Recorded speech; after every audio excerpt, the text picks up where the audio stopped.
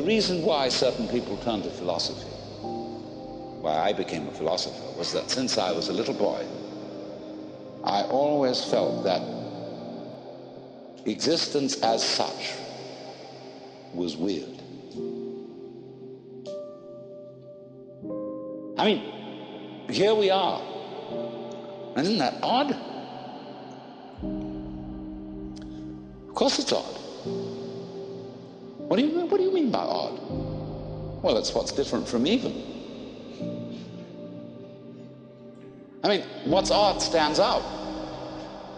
What's even lies flat. But you can't see the outstanding without the flat background. Here's this thing standing out. It's odd. Each one of you is odd.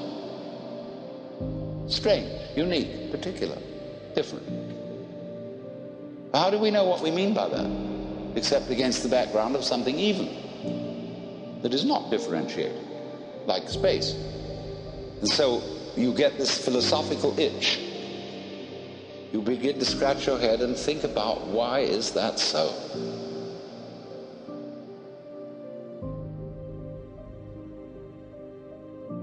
Well, after a while, you realize that's a meaningless question. And you ask, how is it so? Well, that leads you into science and other investigation. So you want to know, what is it? I mean, this happening, this thing called existence. What is it? You ask that question long enough, and it suddenly hits you that if you could answer it, you wouldn't know what terms to put the answer in. I mean, when we investigate the properties of nature, and we do get some answers, all the answers are in terms of particular structures, forms, patterns. And these can be measured, and their behavior can be predicted. But when I want to ask the question, what are the forms made of? I mean, what is it really? We can't think of any way in which we could answer the question, because we would have to have a class of all classes. When you ask the question, what? It's like saying, is you is or is you ain't? Is you animal? Is you vegetable? Is you mineral? Are you a Republican or a Democrat? Are you male or female? Are you a Christian or a Jew or a Hindu or what have you? We classify always to give an answer to the question, what is it? And when you classify, you distinguish an inside group from an outside group. Right. So what we want to know is, what is the group of all groups? Well, we can't imagine what the outside would be. So we can't answer the question. What is it? So the physicists finally abandoned the quest for stuff. And they gave us a description of the universe entirely in terms of form. The pattern, not the stuff. When people ask, what's the what? Yeah, but you can't do that. What's the pattern made of?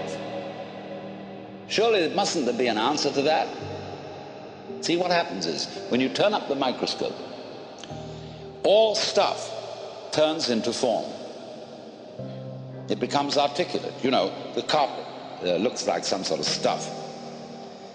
But when you look at it under a microscope, you will see the crystalline structure of the nylon or whatever it's made of. See? They want to know, what are those crystals made of? All right? Turn up the volume, and you will find molecules. Turn up the volume, you find wavicles. But we think the wavicles must be of something. But of course they're not. We find substance or stuff totally vanishes. We say, does it matter? What does that mean? Does it matter? Is it important? In other words, does it measure up to anything?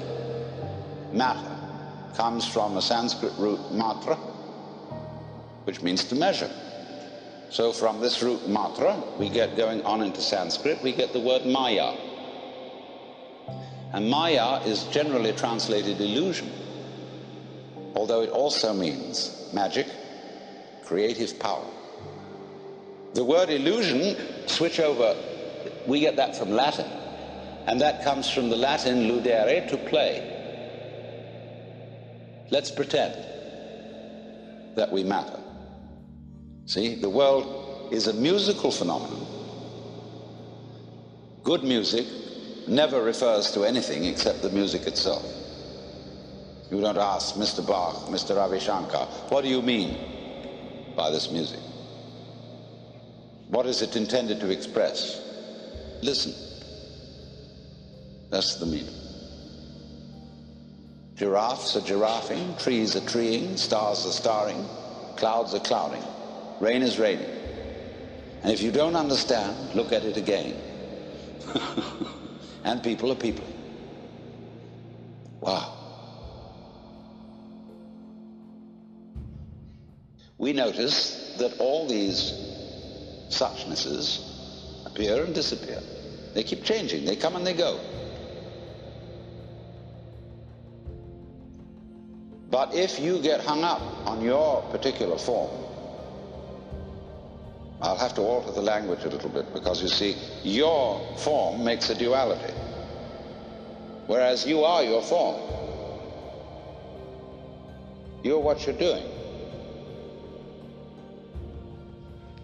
Now, you think, for some strange reason, I must make that go on as long as possible. And therefore you think you have an instinct to survive. And so the only thing anybody can agree about today, so far as the discussion of ethical and moral problems are concerned, is that we ought to survive. And therefore certain forms of conduct have survival value and certain forms don't. But when you say to yourself, you must go on living, you put yourself in a double bind. Because you said to a process which is essentially spontaneous that it must happen. And the basic form of the double bind, which is imposed upon all children, is you are required to do that which will be acceptable only if you do it voluntarily. So when we say to ourselves, you must go on, the reason is, you see, that we are not living in the eternal now, where reality is. We are always thinking that the satisfaction of life will be coming later.